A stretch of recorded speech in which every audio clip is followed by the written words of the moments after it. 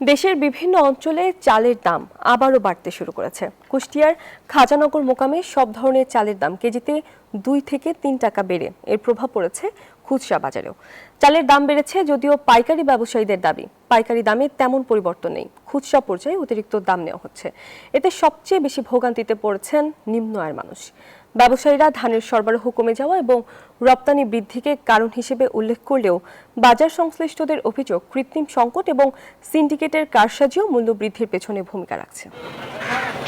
সারা দেশে আবারও বেড়েছে চালের দাম, মূল্য বৃদ্ধিতে চাপে পড়েছেন সাধারণ মানুষ। ব্যবসায়ীরা সরবরাহ সংকটকে কারণ বললেও কৃত্রিম সংকটের অভিযোগও রয়েছে।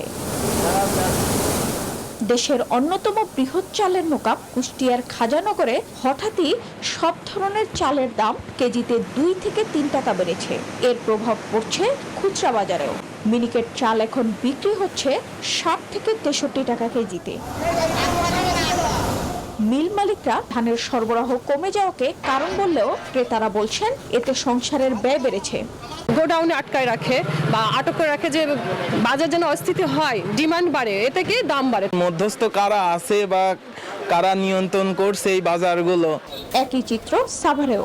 বিভিন্ন বাজারে মোটা চালের দাম কেজিতে বেড়েছে 2 থেকে 3 টাকা। তবে পাইকারি ব্যবসায়ীদের দাবি পাইকারি বাজারে দামে তেমন পরিবর্তন না থাকলেও খুচরা পর্যায়ে বিভিন্ন অজুহাতে বাড়তি দাম আদায় করা হচ্ছে।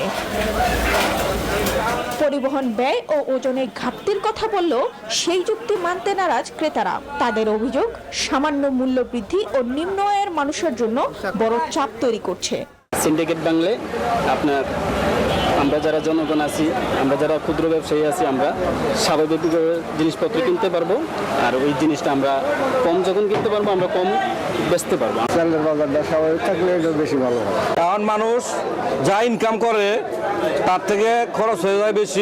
চালের বাজারে স্থিতিশীলতা ফিরিয়ে আনতে দ্রুত কার্যকর পদক্ষেপের দাবি ভোক্তাদের। Desk report, news 24।